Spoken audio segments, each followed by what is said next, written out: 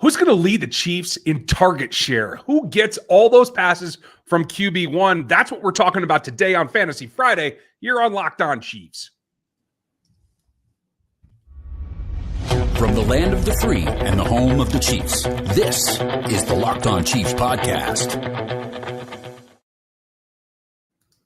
Welcome back, everybody. It is a special live Fantasy Friday, something you guys have been asking about for a long time. We're going to get into all the topics here in a little bit. We're brought to you today by Birddogs. You want to go check them out at birddogs.com/lockedon because they'll get you a free custom Birddogs Yeti style tumbler with every order. Go check them out. It's making me verklempt, to tell you the truth. Those tumblers are great. We're going to get into today something you guys have been asking for a very, very, very long time. We're going to go over some fantasy topics for the next few Fridays until training camp to give you what you're looking for. I'm kind of excited about it. Thanks for making us your first listen. Make sure you're here every day like all the locos are. That's the Locked On Chiefs official subscribers. They're here every day. We want you to be here every day as well. So like, sub, hit the bell on YouTube, hit the audio platforms on Spotify and Apple, and get that done as well. Lot to go over. I'm Ryan Tracy, the founder of Rogue Analytics and Performance Consulting, NFL33.com, and RGR Football. And I'm Chris Clark from Chiefs Corner, and there's a lot to talk about when we get into fantasy football talk when it comes to the Chiefs. Target share is going to be very interesting when it comes to the wide receivers and tight ends and running backs as well.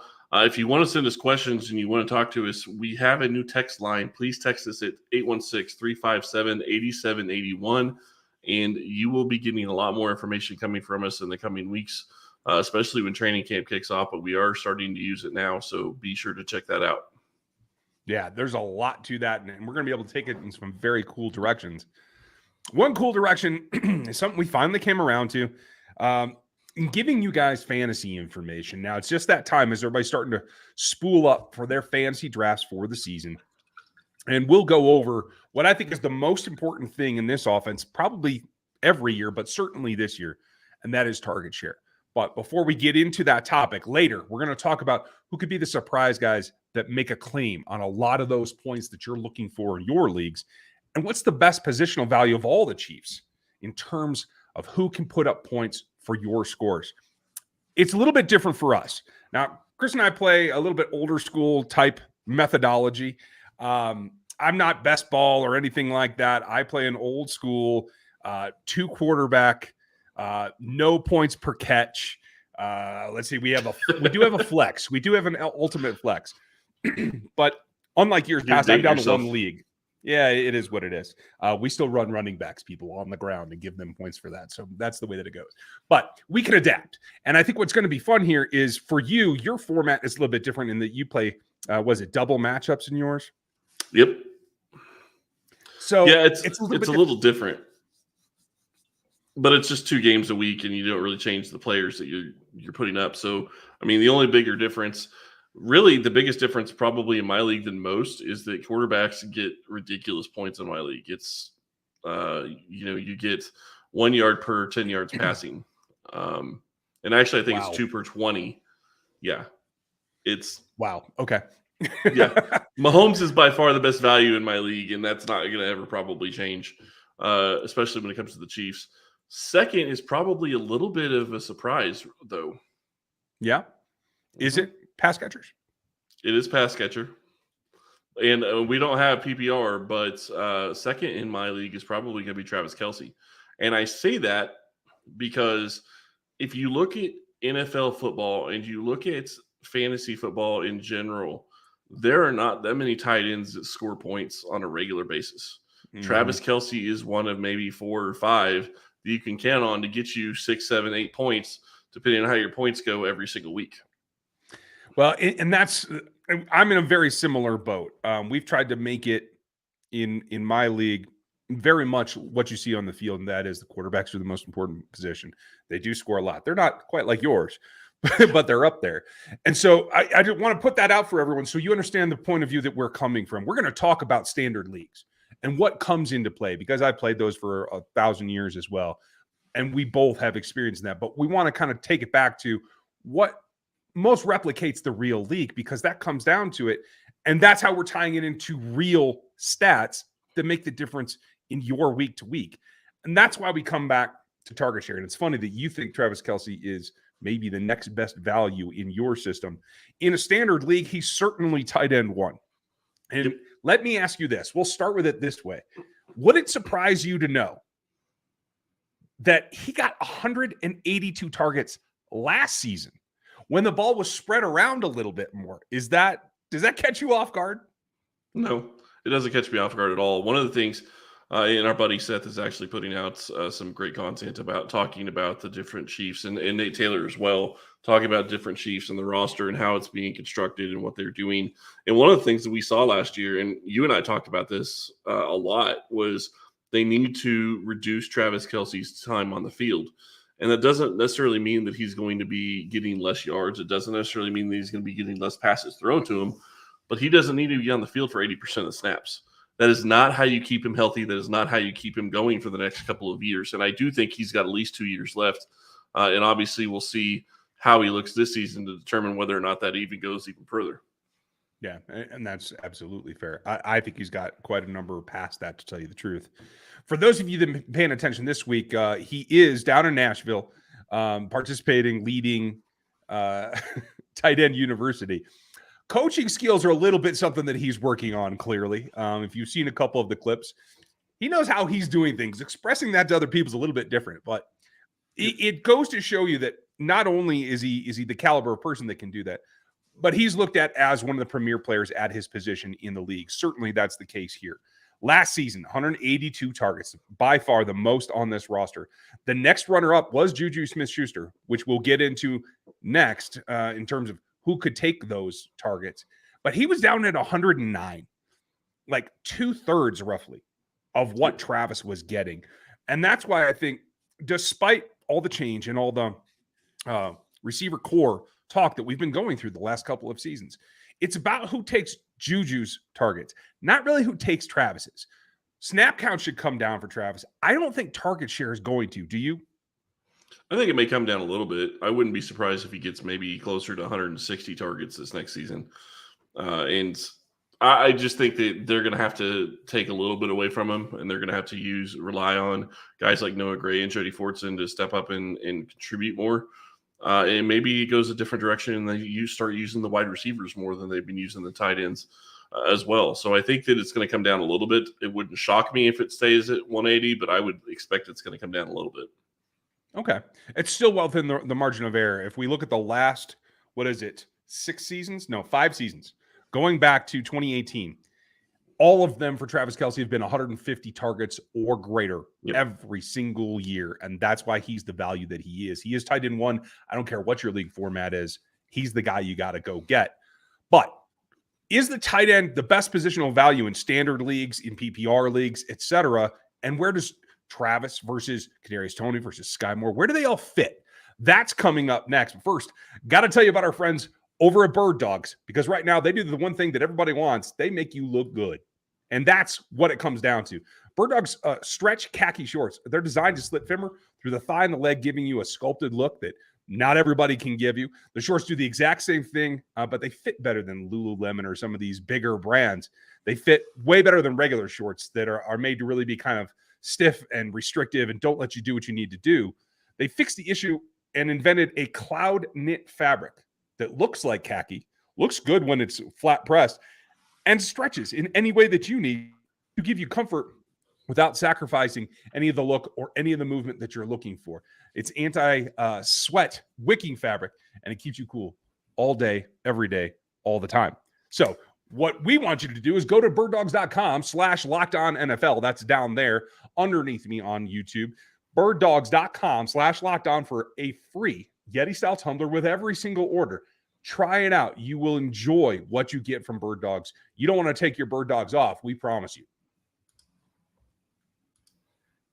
Now, when it comes back to positional value, this is a little bit league-based, but receptions are receptions. If you're in a PPR league, Travis Kelce is an outlier in terms of the target share that we talked about in the first segment. But the positional value in a standard league lies more in the wide receivers, in my opinion, in terms of pass catchers. But you get the same kind of yardage and the same kind of PPR stats when you talk about running backs that catch patches. So when we put this all together, in your opinion, especially for somebody who's playing a standard PPR league, what's the best positional value? Where should they be looking? And are the Chiefs just a total outlier on that? Well, I think it's a little bit of an outlier. And if you start looking at PPR leagues versus standard, and I want to say this, standard, I think that Pacheco takes a little bit of a hit, mainly because you start looking at running backs in this system and how often he's going to get the ball, how much they're going to be running, and specifically how much is he going to be running. I think that's a little bit different than most scenarios and most teams. So when you start looking at Pacheco, and the bigger question when it comes to PPR, is he going to be catching the ball much out of the backfield? You're looking at a situation where it could be that McKinnon is their guy that they're throwing the ball to out of the backfield, when he's eating into Pacheco's stats. So you may not ever have a great scenario for having a running back from this Chiefs team. Gary, thank you for your comment. Folks, we are live. If you're not catching that, if you're catching it on rewatch, let us know your thoughts as well. And appreciate you, Gary. And it really is going to be interesting to see what group of receivers makes this roster. And that is going to feed into our topic later about who could surprise us, who could take something there. But when I look at what's going, and we're just talking passing game right now, we'll talk about running back value versus quarterback value in coming weeks. But just today, in a standard PPR league, it's going to be Travis Kelce is the number one option in terms of draft value on this roster for me every time, no matter what. Am I wrong? Nope, he is. Okay.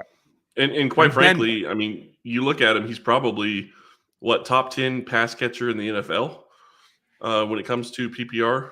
And I'm not talking just wide receiver. I'm not talking tight end. I'm talking wide receiver as well. So I definitely think he's easily the number one person on the Chiefs. I think so as well. Then it comes down to how do you move the ball elsewise? And so then the toss-up, as we were talking before, 109 targets for Juju Smith-Schuster. How does that get replaced? How do they disperse that? Because that's the hardest part for me. MVS had 87 targets. So obviously that's a continual thread moving through this roster. And the outlier was what they did with Jerick McKinnon. Now, I believe that was a reaction to the defense they were getting. I'm leaning towards MVS being the number 2 positional value guy on this roster as it stands right now. I could see it, but I'm not so sure I agree with it. Okay. There's a guy that I think could really surge, and it is because I think he's going to be stepping into doing a lot of what Juju is doing. Surge's next segment. I know. I'm just saying. That's why I'm not mentioning the guy. I'm just saying. I don't know that I would agree that MVS is number 2. I think he could be if he is able to get past and be consistent like he was during the AFC Championship game. If he can be consistent, always catch the ball, or at least knock down the drops considerably, I think that changes the scenario a little bit. Maybe he can be number 2. Okay. You already talked about Pacheco and taking a little bit of a hit there in standard PPR leagues. But my question for you is the sustainability of Jerick McKinnon, because we saw what I think is an outlier season. I don't think it gets replicated again, especially given everything that we're talking about on the outside, but it's also situational. So if you're a fantasy manager, what are you looking to do with Jerick McKinnon? Where is he value-wise? I think he has to be down the list. And if you go back and you watch McKinnon's touchdowns last year, his long touchdown against the Broncos, that was off script. That wasn't a design play. That was maybe he was supposed to be out in the flats, but that wasn't like he was doing a wheel route and going down the sideline. That was Mahomes making a play and just kind of flipping the ball. And he's going to do those kinds of things. So I think it was an outlier last year. I wouldn't think that he's going to be anywhere near probably one of the top running backs you want, especially when you're starting to talk PPR and catching the ball out of the backfield, because when you start talking PPR, you also have to take into account with running backs, how much do they can run the ball, because that's going to matter even if we're not talking target share. And I just don't think he's going to get that many runs. So his target share when it comes to passes might be up, but his overall value isn't going to be there. Well, I agree with you personally, and that's when it comes back to positional value for the running backs in particular has to be taken into account because they get touches inside the red zone. And still, when you look at Pacheco, 6 touchdowns on the year last year on the ground, that's still only 2/3 of what you got to McKinnon in the air. So that's where I think you have to go. positionally, I think the running backs are below the wide receivers, and on this roster, they're below the tight end. But I think you could be evenly split between McKinnon and Pacheco in terms of overall production in fantasy points. It's possible, but I would also say that the thing that's really going to matter is when you start looking at McKinnon and Pacheco, I think it could be a week-to-week matchup. Is the team starter against the run, or are they starter against the pass? Because there are some teams that are okay against the run or better against the run that struggle against the pass. More specifically, teams that struggle covering running backs out of the backfield catching the ball. Kansas City has been one of those for quite a while at different times throughout the past several years. So that is something you're going to have to look at, is if you have the ability to have one or the other, or you have both, you're going to have to figure out what's the best matchup for that week. Jamie, good timing on the question as we just started talking about the running backs. I appreciate that. That said, that's where we have it tiered. Travis Kelce, then wide receiver, then running back, positional value on this roster. Now, who could change that up? Who could surge, as Chris put it a little bit ago? We'll do that right after this. Now, I have a couple ideas here, but you clearly have someone very specific in mind who can then go take the reins there. 109 receptions up for grabs. Who surges in your mind in 2023? I think it could be Sky Moore. And I say Sky Moore because I think he's going to do a lot of what they use Juju to do. I think he's going to do a lot of the stuff that's in the middle of the field. And I think that he started to get comfortable in the offense last year at this time, towards the end of the year. And I think he's going to be to the point where he's going to step in and he's going to have that role. He's going to step in and kind of get some of the type of targets Juju was getting. Now, to be fair, I also want to say, I'm not saying that Kadarius Toney can't be effective. I do think he can be effective, but it's different than last year because he's in a different position this year. Last year, he's more of a gadget player, somebody that they brought in that wasn't really thought of to be part of the offense until very late in the season. This year, you're going into it thinking he's wide receiver one. Is the value there at wide receiver one? I don't think so until you can see if he can get through a full season healthy. Well, and that's the big rub. And I understand where you're coming from. I'm a believer.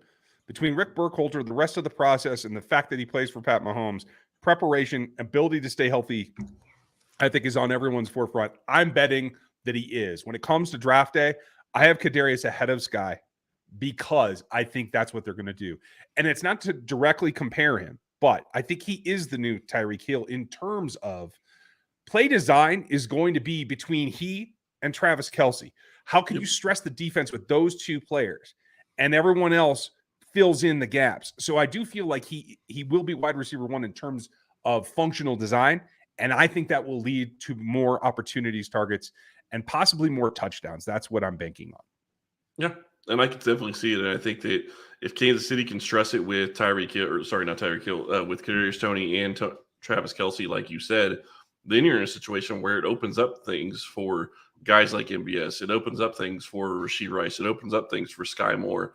That's that's another one of the reasons I think Sky Moore is really going to surge this year, is because when you start stressing on the outside with Kadarius Toney and more on the interior or a slot guy with Travis Kelce, you're going to have those other interior places that you're going to have open spaces because the defense can't guard it all. That's one thing that Kansas City has struggled with in the past is when you look at what they had with Tyreek Hill, it was either Hill or Kelce. Those were your two guys. I don't think it's that way this year. I think that you're looking at a situation where I don't know that Sky Moore is going to get 1,000 yards, but I definitely think he could get 800. And I definitely think he'd get 4 or 5 touchdowns just because of the way I think they're going to be able to use him and the other weapons that he has around him.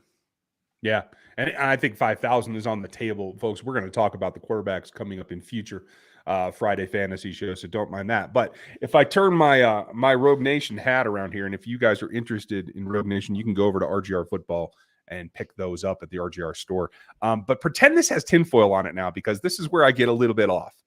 Because I am doubling down on my preparations for my draft, and I might even have to do another league just specifically for this. But I'm banking in the Chris Jones deal gets done, and DHop is a Kansas City Chief. That's where this is going for me. That's the surge that I expect coming.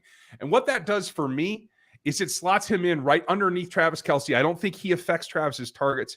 I think Travis still has 1,300 yards on the season, at least 12 touchdowns, etc. But I think DHop then takes the number 2 slot and bumps everyone else down. Would you agree with that if it happens? Absolutely. And if that happens, Sky Moore's not probably getting 800 yards, but it's not going to matter because good luck stopping the offense. Because at that point, you have DHop on the outside, you have Travis Kelce, and now you have Kadarius Toney, who's able to do a lot of what Tyreek Hill was able to do. And he doesn't have to be the number 1 wide receiver. He can be wide receiver 2, learn from DHop the wide receiver position a little bit more and a little bit deeper, and really progress as the season goes on. And the guy that I think is going to take the most from it, DHop, isn't necessarily Toney. It isn't really MVS or Sky. It's probably Rashee Rice. I think that you look at the way he's built, and I think he's going to step into a role that, like DHop, could play for Kansas City in the next couple of seasons. And I really think it could help his development over the next couple of years, having DHop to learn from. I completely agree with you. The guy whose value it destroys in my head, if DHop's on this roster, throw everything that I said about MVS out the window because he's not leading in targets after Travis Kelce. I guarantee you that. He's probably 4th at that point. And maybe even less, depending on who catches on to what role. So long story to say that this is how you should approach your fantasy draft. Don't draft until after Chris Jones is in camp and you have a concept of what's going on. But the other part of the MVS question is when you get to that point, if you think about it, if they have DHop and they have Kadarius Toney and they have Travis Kelce, MVS becomes the 4th target, the 4th best target on the team. That's a phenomenal position for Kansas City to have him in, considering if you look at what that he was able to do last year, if he's back to the 4th target, he's probably not getting the yardage he got last year. Maybe he'll get the targets. Maybe he'll get a little bit more because there's going to be plenty of targets to go around. But it gives him the ability to really stress what he's best at, and that's stressing the field deep and not having to do some of the other stuff that they had him do last year. But that actually could help open up the stuff underneath for him as well. I agree. I think it actually drops him farther. I think Sky Moore would then have a higher target share than MVS at that point as the number 4. So there's a lot of room there. That to be said is obviously got to wait to see what happens with the Chris Jones situation, which determines what happens with the DHop situation, which determines who Patrick's throwing the ball to. So if you can push your drafts into late August or even the first week of September, you're going to be much, much happier because we'll know then. So that's where we stand today. Let us know what you think. Are you happy with Fantasy Fridays? I know it's a different kind of talk. A lot of you have been waiting for a number of years for this, and some of you are kind of like, why are you guys talking fantasy? We'd like to know what you think. Put your reactions in the comments here on YouTube, in the reviews on Spotify and Apple. Text us at 816-357-8781 and give us your opinion there. We would appreciate it. Hope that you guys enjoyed this. Enjoy your weekend. We're going to be back next week, starting to look at positional battles we expect. Thanks for spending your time with us. Enjoy Friday, Saturday, Sunday. We'll be back with you on Monday.